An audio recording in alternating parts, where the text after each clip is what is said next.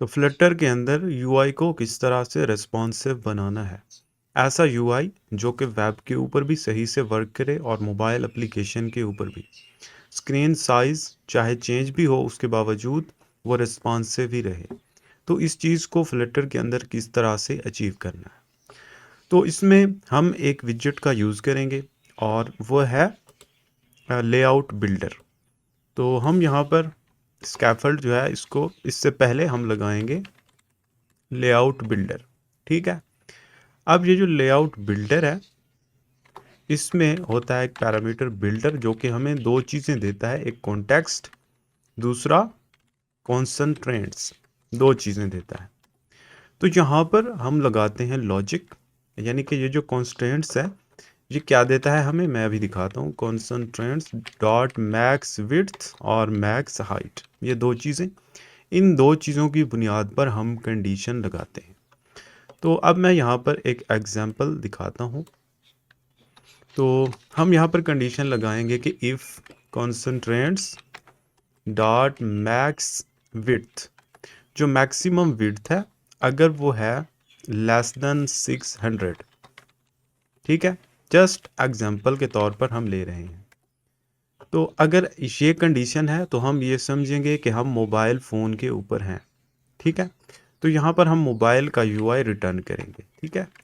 तो यहाँ पर हम उसको मोबाइल यूआई या इस तरह की कोई चीज़ नाम देंगे।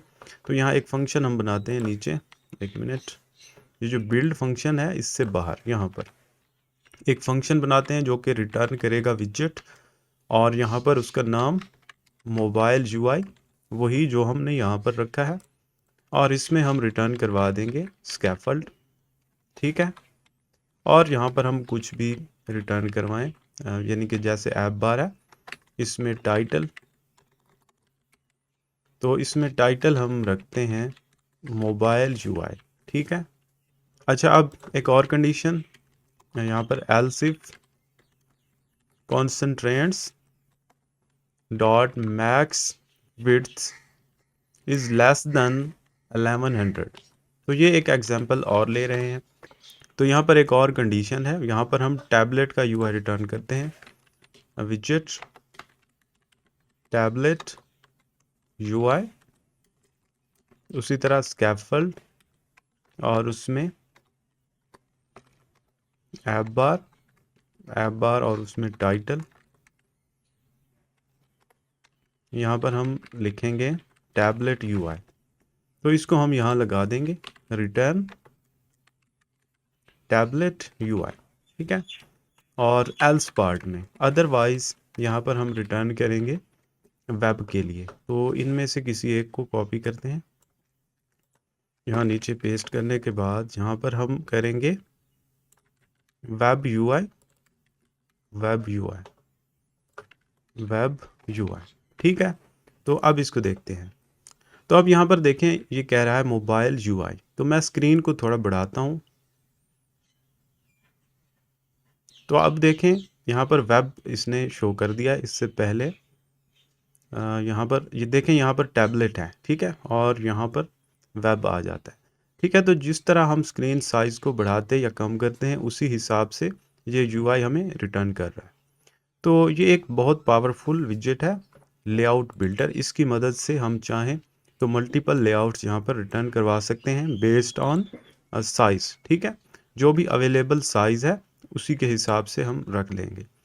तो आमतौर पर जो है मोबाइल यूआई को समझा जाता है 600 से कम। ठीक है। और टैबलेट का यूआई है 1100 से कम, और उसके बाद यानी 1100 के आगे इससे मैक्सिमम जो होगा उसको वेब में रखेंगे। तो ये एक तरीका कार है, आप अपनी मर्ज़ी से चीज़ें डिफ़ाइन कर सकते हैं, यहाँ पर कोई रिस्ट्रिक्शन नहीं है। तो एक तो ये तरीका कार है कि आप जो है इस तरह से यूआई को तकसीम कर दें मोबाइल, टैबलेट और वेब के हिसाब से। ठीक है।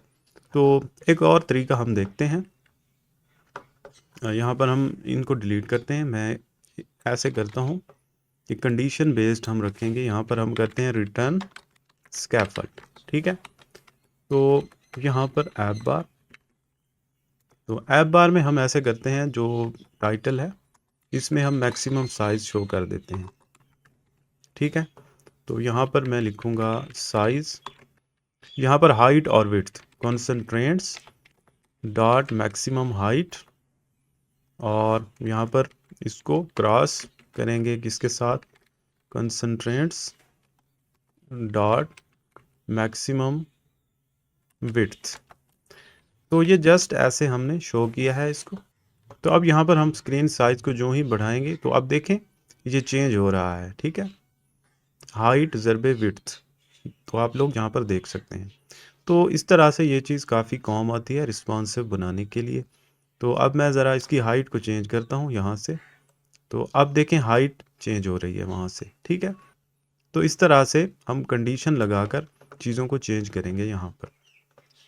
अच्छा, अब हम यहाँ पर जो है एक्शंस में कुछ लेते हैं। टेक्स्ट बटन, जैसे वेब के अंदर नेविगेशन बार यूज़ करते हैं, हम उस तरह की कोई सिमिलर चीज़ यहाँ पर बनाने वाले हैं। तो यहाँ पर हम रखेंगे होम, ठीक है।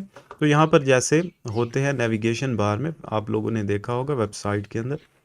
तो मैं थोड़ा इसको खोल के लिखता हूँ। अब ये है होम, और दूसरा मैं बनाता हूँ कैटेगरीज, उसके बाद यहाँ पर कॉन्टैक्ट अस, और यहाँ पर अबाउट अस। तो ये वेबसाइट के अंदर इस तरह की चीज़ें होती हैं, आप लोगों ने देखी होंगी। अब हम ऐसे करेंगे कि जब स्क्रीन का साइज़ कम हो, ठीक है।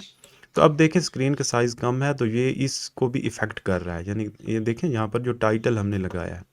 तो हम चाहते हैं जब मोबाइल साइज़ हो, यानी कि कम स्क्रीन का साइज़ हो, तो ये चीज़ें यहाँ पर मेन्यू में आ जाएं, यहाँ पर एक आइकन आ जाए मेन्यू का, जैसे ड्रॉर लगाते हैं तो उसके ऊपर शो हों। और जब स्क्रीन साइज़ इस तरह कुछ हो तो तब ये ऐसे शो हों जैसे अब हो रही हैं। तो इसको अब हमने सेट करना है।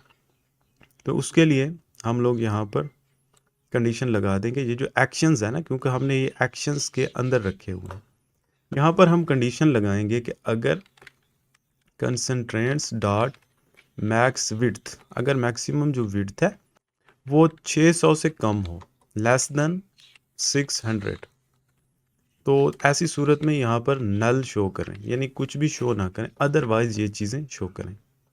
तो अब देखें क्योंकि 600 से कम है, यहाँ पर देखें 517 है, 517, तो इसलिए यहाँ पर ये शो नहीं कर रहा ये तमाम बटन्स। तो जो ही ये साइज़ 600 से ऊपर जाएगा, तो अभी देखते हैं। तो अब देखें जो ही 600 से ऊपर गया है तो ये शो होने लग गया। इसी तरह अब हम इसका मुतबादिल तैयार करेंगे कि अगर ये 600 से कम हो तो ऐसी सूरत में यहाँ पर एक ड्रॉर शो करें। तो यहाँ पर हम एंड ड्रॉर यूज़ करते हैं, ड्रॉर। तो इसमें हम रखेंगे क्या चीज़, लिस्ट व्यू एक रखेंगे, और यहाँ पर हम यूज़ करेंगे लिस्ट टाइल, और इसमें टाइटल, और टाइटल में यही चीज़ें हम रखेंगे जैसे होम था, उसके बाद कैटेगरीज, उसके बाद कॉन्टैक्ट अस, उसके बाद अबाउट अस, ठीक है। तो ये यहाँ पर आ चुका है। अब इसके ऊपर हम कंडीशन ये लगाएंगे कि अगर constraints dot max width less than 600 हो तो ऐसी सूरत में इसको शो करवाना है, अदरवाइज नहीं करवाना। तो यहाँ पर हम लिखेंगे कंसंट्रेंट्स डॉट मैक्स विड्थ, अगर मैक्स विड्थ 600 है या इससे ऊपर है तो ऐसी सूरत में यहाँ पर नल, ठीक है, सॉरी क्वेश्चन मार्क, नल, और अदरवाइज ये ड्रॉर शो करना है, यानी ये कंडीशन उसके कुछ उलट है। तो अब देखें यहाँ पर ये ड्रॉर शो हो रहा है, आप देख सकते हैं यहाँ पर। तो इसमें एक और चीज़ का इजाफा करते हैं, यहाँ पर ड्रॉर हेडर यहाँ पर लगाते हैं, और इसमें हम शो करवाएंगे फिल्टर लोगो, और इसका साइज़ 50 रखते हैं, थोड़ा अच्छा लगेगा। तो आप देखें यहाँ पर ये शो हो रहा है। तो अब यहाँ पर देखें क्योंकि विड्थ जो है 511 है, इसलिए यहाँ पर आइकन शो हो रहा है। तो ये तमाम मेन्यू यहाँ पर शो हो रहे हैं। तो जो ही 600 से ऊपर जाता है ये, अभी देखते हैं। तो अब देखें ये यहाँ पर शो होने लग गया। तो अब देखें कितनी आसानी से हमने इसको रिस्पॉन्सिव बना लिया है। अब यहाँ हम चाहें तो टाइटल से पहले लीडिंग में भी फ्लटर का लोगो शो कर सकते हैं, तो ये कुछ अच्छा लगेगा यहाँ पर, ठीक है। तो अब आप लोगों ने देख लिया कि हमने जो ऐप बार है, या इसको आप नेविगेशन बार बोलें, इसको रिस्पॉन्सिव बना लिया है। ठीक है, तो जिस तरह का स्क्रीन साइज होगा ये उसी के हिसाब से यहाँ पर आ जाएगा। तो ये तो ठीक हो गया, ऐप बार हो गई और ये एंड ड्रॉर, ये चीज़ें हो गई। अब ज़रा बॉडी में आते हैं। बॉडी में हम कुछ चीज़ें लेते हैं। यहाँ पर हम ऐसे करेंगे जैसे कुछ प्रोडक्ट्स शो होते हैं, तो जब मोबाइल साइज़ हो तो वो प्रोडक्ट यहाँ पर जो है एक एक होके शो हों। ठीक है, तो मैं यहाँ दिखाता हूँ। ग्रिड व्यू हम लगाएंगे, ग्रिड व्यू डॉट एक्सटेंट यहाँ पर हम यूज़ करते हैं चिल्ड्रन। तो यहाँ पर मैं एक लिस्ट जनरेट करूँगा, लिस्ट डॉट जनरेट 100 या 50 आइटम्स इसमें रखेंगे।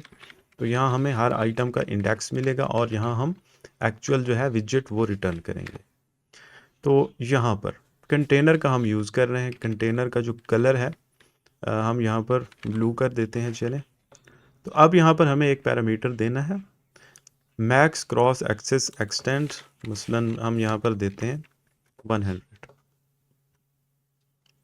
और इसमें हम एक चीज़ क्रॉस एक्सेस स्पेसिंग 10 करते हैं, यानी इनके दरमियान जो स्पेसिंग होगी।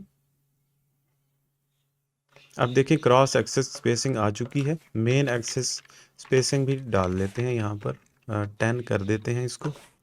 तो अब आप लोगों के सामने है, यहाँ पर हम पैडिंग ले लेते हैं ग्रिड व्यू के अंदर तमाम साइडों से। तो अब देखें यहाँ पर, तो अब यहाँ पर इसको आप लोग देख सकते हैं। तो अब इसमें देखें हमने जो है इसकी जो क्रॉस एक्सेस में जो स्पेसिंग है, यानी विड्थ समझ लें 100 सेट की है, हर आइटम की 100। तो अब अगर हम इसको साइज़ को बढ़ाएं, स्क्रीन का साइज़, तो ये उसी हिसाब से जगह घेरते आएंगे। ठीक है, यानी कि जितनी अवेलेबल जगह होगी ये उसी हिसाब से आ रहे हैं। यहाँ पर देखें 100 क्योंकि हमने सेट कर रखा है। तो अगर मैं इसको कम करूँ तो अब देखें स्क्रीन में यहाँ विड्थ ऊपर देखें 512 है। तो इस हिसाब से यहाँ पर 1 2 3 4 5, तो 5 आए हैं यहाँ पर, क्योंकि 100 यहाँ पर सेट कर रखा है हमने। अगर इसको 200 करें तो फिर क्या होगा? तो अब देखें इसने 3, क्योंकि 3 यहाँ पर एडजस्ट हो सकते थे तो उसने 3 एडजस्ट कर लिए। अगर मैं मज़ीद इसको बढ़ाऊँ 300 करूँ तो अब देखें 2 हो गए। तो अगर मैं इसको 500 करता हूँ, अब देखते हैं क्या होता है। तो अब देखें एक एक शो हो रहा है। ठीक है, तो इस तरह छोटी स्क्रीन के ऊपर यानी एक एक आइटम, एक एक बॉक्स हमारे सामने आएगा। और जो ही स्क्रीन का साइज़ इंक्रीज़ होगा, मैं अगर इसको इंक्रीज़ करूं तो अब देखें 2 आ गए, और इसी तरह अब 2 3 आ गए, अब 4 आ गए। तो इसी तरह ये बढ़ते जाएंगे, जितना स्क्रीन का साइज़ होगा उस हिसाब से ये एडजस्ट हो जाएंगे। अच्छा, इसमें एक और काम कर सकते हैं। यहाँ पर हमने एक्सटेंड यूज़ किया था, यहाँ पर अगर आप लोग काउंट यूज़ करें तो एक्सटेंड का मतलब ये था कि हम उसकी विड्थ यहाँ पर देते थे। अब काउंट का मतलब है कि कितने आइटम, क्रॉस एक्सेस काउंट। अब कितने आइटम यानी क्रॉस एक्सेस में कितने आए, तो हम अगर 2 सेट करें तो ये जैसे भी करेगा 2 को एडजस्ट कर देगा। साइज़ उनका जैसे अगर बढ़ाना पड़े, घटाना पड़े, कुछ भी करना पड़े, मैं अगर 3 करूँ तो ये 3 को एडजस्ट कर देगा उसी हिसाब से। तो मैं अगर यहाँ एक और चीज़ देता हूँ, इनकी एस्पेक्ट रेशो हम दे सकते हैं, मसलन 1/2 करें हम, तो ये उसी हिसाब से, यानी जितना साइज़ इसका रखना है हमें, एस्पेक्ट रेशो जितनी रखनी है, तो ये उसको भी साथ में मैनेज करेगा। तो अगर मैं 4 करूँ, मैं चाहता हूँ क्रॉस एक्सेस में 4 आइटम है, तो ये 4 को एडजस्ट करेगा। तो स्क्रीन का साइज़ जितना भी हो ये वही तादाद मेंटेन रखेगा जो हम सेट करेंगे। ठीक है, तो ये देखें हर स्क्रीन के लिए इसको रेस्पॉन्सिव बनाता आएगा। तो इस तरह से हम इन चीज़ों को एडजस्ट कर सकते हैं। तो ये जो ग्रिड व्यू है ये ऑटोमेटिक हमें चीज़ें यहाँ पर दे रहा है। ठीक है, ऊपर अभी तो हमने लेआउट बिल्डर इसमें यूज़ ही नहीं किया, तो इस हिसाब से ये ऑटोमेटिकली इतना कुछ हमें देता है। अच्छा, अब ज़रा ग्रिड व्यू को ख़त्म करते हैं। यहाँ पर एक और चीज़ लेते हैं और मैं इसी को रिप्लेस करूँ। एक और विजेट होता है रैप। ठीक है, तो उसमें ये सारी चीज़ें नहीं होती।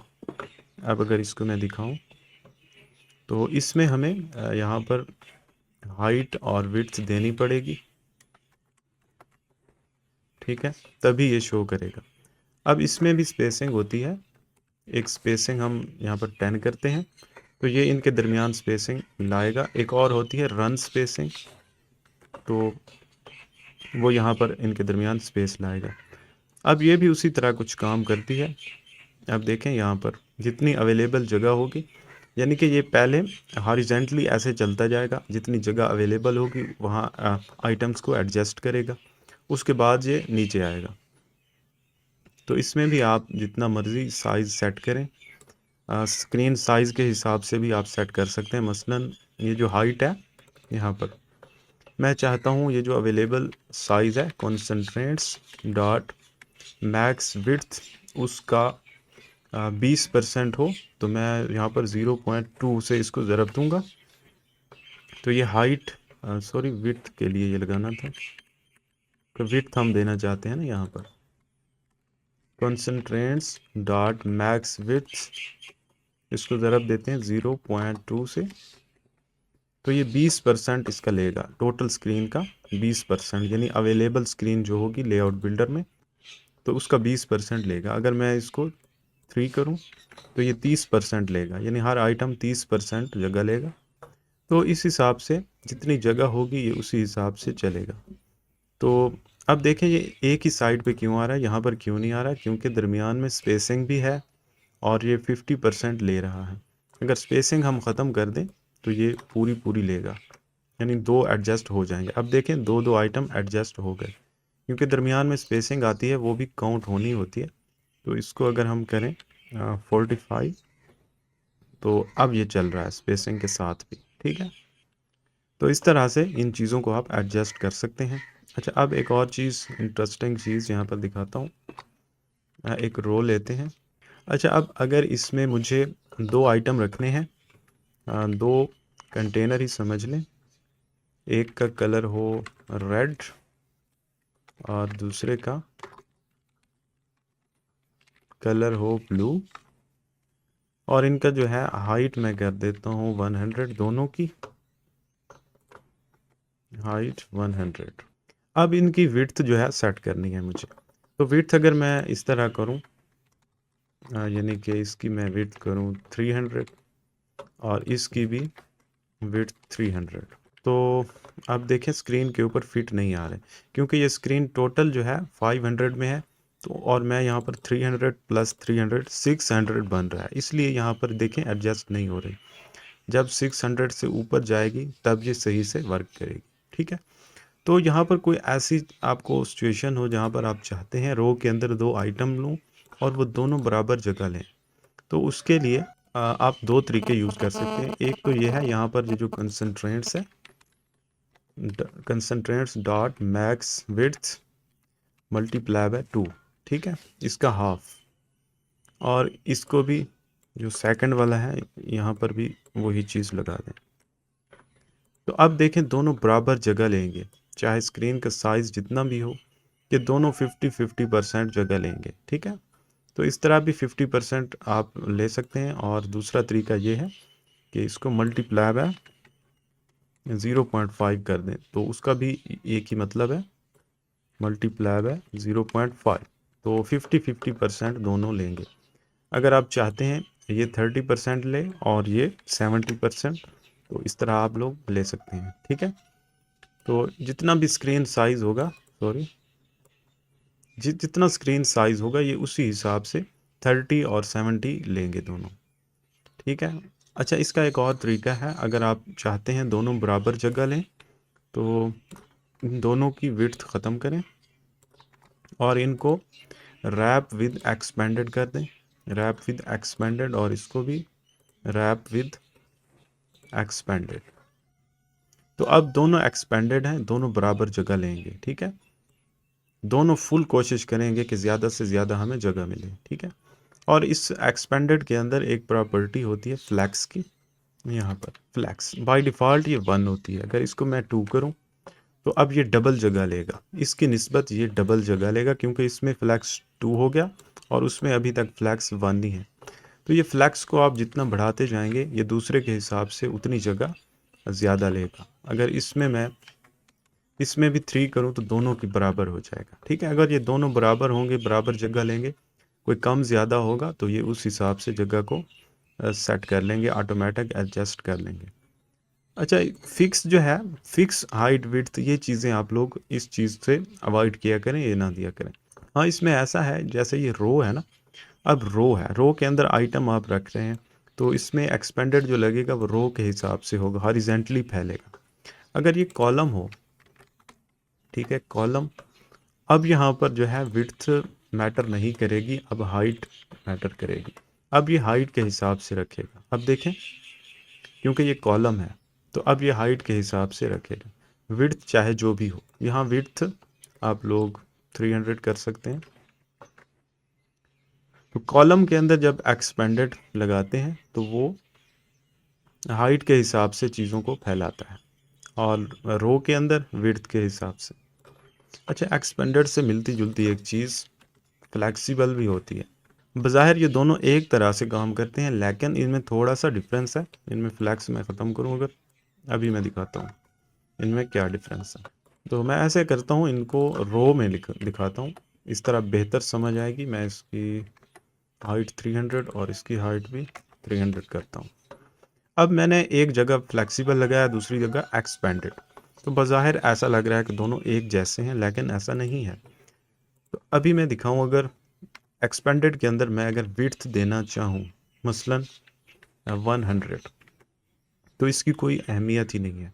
देखें, कोई चेंज ही नहीं आई, चाहे जितनी विड्थ दें, एक्सपेंडेड ने फुल जगह घेरने की कोशिश करनी है, जितनी उसे मिलेगी उसने पूरा जोर लगाना है। विड्थ की कोई अहमियत यहाँ पर नहीं होगी, ये अपनी मर्जी से दूसरे विजेट को धकेल के पूरी जगह लेगा। अच्छा, फ्लेक्सिबल जो है वो क्या है, उसमें देखते हैं। उसमें अगर विड्थ हम 100 रखें तो अब क्या होगा, देखें उसने हमारी बात मान ली है, जितनी हमने उसको विड्थ दी है जस्ट उसने उतनी जगह ली है। तो ये एक थोड़ा सा डिफरेंस है, यानी एक्सपेंडेड जो है वो दूसरे विजेट को धकेलने की कोशिश करता है अपनी तरफ से पूरी की पूरी, लेकिन फ्लेक्सिबल जो है वो ज़्यादा इसमें ऐसा नहीं करता। अगर हम उसको दे देते हैं एक विड्थ तो वो उसी के अंदर ही रहता है। तो ये दोनों फ्लेक्सिबल बनाने के लिए बहुत अहम है।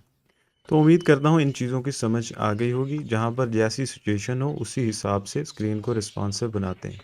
जो सबसे ज़्यादा अहम चीज़ होती है वो ये ऐप बार होती है, ऐप बार या नेविगेशन बार इसको बोले। क्योंकि जब हम वेबसाइट के अंदर जाते हैं डेस्कटॉप के ऊपर, यानी कि कंप्यूटर के ऊपर वेबसाइट को ओपन करते हैं फुल स्क्रीन में, ठीक है, तो यहाँ पर हमें कुछ इस तरह की वेबसाइट नज़र आती है। ठीक है, यहाँ पर लोगो होता है, टाइटल होता है, और इस तरह के जो ऑप्शन होते हैं ऊपर मेन्यू, जिसके ऊपर क्लिक करो फिर वही स्क्रीन आ जाती है। तो ये चीज़ें कंप्यूटर के ऊपर जब ओपन होती है वेबसाइट तो अच्छी लगती हैं इस तरह से, जैसे हमने इनको एडजस्ट किया है। और जब मोबाइल के ऊपर आते हैं तो यहाँ पर ये ज़ाहिर सी बात है छोटी स्क्रीन होती है, तो उसको हम यहाँ रख लेते हैं। तो ये ज़्यादातर जो रिस्पॉन्सिव बनाते हैं ना वेबसाइट्स को, वो यही फीचर होता है जो सबसे अहम होता है। और उसके बाद अगर हम बॉडी की बात करें तो वो भी सिचुएशन के ऊपर डिपेंड करता है। अगर तो कोई लिस्ट में कोई चीज़ें शो करवानी है, जैसे ई कॉमर्स एप्लीकेशन है, तो वो उसी तरह जैसे हमने ग्रिड व्यू यूज़ किया था। अगर हम चाहें कि स्क्रीन के ऊपर 2 आइटम शो हों, 4 हों, तो वो हम उसी तरह कर सकते हैं। एक बार फिर मैं दिखा देता हूँ। ग्रिड व्यू डॉट काउंट, अगर हम काउंट की बात करें तो क्रॉस एक्सेस काउंट। तो यहाँ अगर हम चाहते हैं कि 2 आइटम शो हों क्रॉस एक्सेस में, और चिल्ड्रन में यहाँ पर मैं करता हूँ लिस्ट डॉट जनरेट 50 करते हैं हर का इंडेक्स, और यहाँ पर कंटेनर। तो यहाँ पर तो हम कंटेनर ले रहे हैं, बाकी आप लोग कोई भी चीज़ ले सकते हैं। यहाँ पर कोई कलर ले लेते हैं। अब देखें यहाँ पर क्रॉस एक्सेस स्पेसिंग 10 और मेन एक्सेस स्पेसिंग भी 10 करते हैं। तो अब देखें दो दो शो हो रहे हैं, पैडिंग भी लगा लेते हैं, तो स्क्रीन के ऊपर 2 ही शो हो रहे हैं आइटम। तो अगर हम इसको बढ़ाएं, इसका साइज़ बढ़ाते आएँ, तो देखें ये उसी हिसाब से एडजस्ट होते आएंगे। यहाँ हम ये भी कंडीशन लगा सकते हैं कि अगर मैक्स साइज़ जो है sorry constraints dot max max width अगर वो है लेस देन 600 से कम है तो एक ही आइटम शो हो, अदरवाइज 2 शो हो। तो ये भी कर सकते हैं। अब देखें जो छोटी स्क्रीन होगी, मोबाइल की स्क्रीन होगी, उसके ऊपर एक-एक आइटम शो होगा इस तरह, ठीक है? हम स्क्रॉल करते जाएँगे। अच्छा, उसके बाद अदरवाइज़ ये 2-2 कर देगा, ठीक है? अच्छा, इसमें अगर एक और कंडीशन हम यहाँ पर लगाना चाहें, यहाँ पर इसको नेक्स्ट स्क्रीन पर लाते हैं यहाँ पर, कि अगर constraints dot max width less than 1100, तो ऐसी सूरत में 3 शो हों, अदरवाइज़ 4। तो अब इसको हम अगर बढ़ाएँ, सॉरी, यहाँ पर 1100 करना था, 1100। तो अब देखते हैं, अब देखें 1 शो हो रहा है, इसके बाद 600 के ऊपर जब जाएगी तो देखें अब 3 हो गए, और उसके बाद यहाँ पर 4 हो जाएंगे जब 1100 को क्रॉस करेंगे। तो इसी तरह जैसी भी सिचुएशन हो, आप उसी हिसाब से चीज़ों को हैंडल कर सकते हैं। या तो आप यहाँ पर कंडीशन लगाकर लेआउट बिल्डर के अंदर लेआउट को अलग अलग से डिज़ाइन कर सकते हैं, यानी कि अगर 600 वाला साइज़ है तो ये लेआउट शो हो, अगर 1100 तक है, या कोई भी कंडीशन अपनी मर्ज़ी की लगा सकते हैं। तो ये हर स्क्रीन के लिए आप लोग कर सकते हैं, जैसी सिचुएशन हो वैसे ही कर सकते हैं। तो ये है लेआउट बिल्डर। अच्छा, एक और चीज़ भी यहाँ पर होती है, यहाँ पर मैं एक दिखाता हूँ, मीडिया क्वेरी। तो हम यहाँ पर साइज़ ले सकते हैं मीडिया क्वेरी को यूज़ करते हुए, media query of context dot size. तो ये मुकम्मल जो हमारी स्क्रीन होती है उसका साइज़ हमें प्रोवाइड करता है। तो इसके हिसाब से भी आप लोग चल सकते हैं। अगर मैं लेआउट बिल्डर को रिमूव कर दूँ 1 मिनट के लिए, ये रिमूव हो गया। अब यहाँ पर अगर मुझे साइज़ वगैरह चाहिए तो वो मैं कैसे ले सकता हूँ, यहाँ पर मैं लूँगा साइज़ डॉट हाइट, और यहाँ पर साइज़ डॉट विड्थ, और यहाँ size dot height, sorry, size dot width. तो जहाँ जहाँ पर इसको यूज़ करना है आप लोग कर सकते हैं। Size dot width, size dot width, size dot width, तो इस तरह से। तो अभी देखें फिर भी वैसे ही सारी चीज़ें वर्क कर रही हैं। तो इनमें थोड़ा सा डिफरेंस है। एक डिफरेंस ये है कि ये जो मीडिया क्वेरी है ना, ये पूरी स्क्रीन जो है उसका साइज़ हमें बताती है, पूरी स्क्रीन की हाइट और विड्थ। लेकिन जो लेआउट बिल्डर है वो अवेलेबल जगह बताती है। मसलन लेआउट बिल्डर को हमने कंटेनर के अंदर यूज़ किया है और कंटेनर के ऊपर कोई हाइट विड्थ हमने सेट की है, तो लेआउट बिल्डर उस कंटेनर के हिसाब से हाइट और विड्थ बताएगा, यानी अपने पेरेंट के हिसाब से। तो ये एक थोड़ा सा डिफरेंस है। अगर आप लोगों को कहीं पर पूरी स्क्रीन की हाइट विड्थ चाहिए हो तो आप मीडिया क्वेरी यूज़ कर सकते हैं, और जहाँ पर पेरेंट के ऊपर आप लोगों ने डिपेंड करना है तो वहाँ पर लेआउट बिल्डर का सहारा लेते हैं। तो इसी तरह आप लोग जैसे मर्ज़ी स्क्रीन को रिस्पॉन्सिव बना सकते हैं। उम्मीद करता हूँ आप लोगों को समझ आ गई होगी। फिर भी कोई क्वेश्चन है तो आप मुझसे पूछ सकते हैं। तो आज के लिए इतना ही, मिलते हैं नेक्स्ट ट्यूटोरियल में। ओके, अल्लाह हाफ़िज़।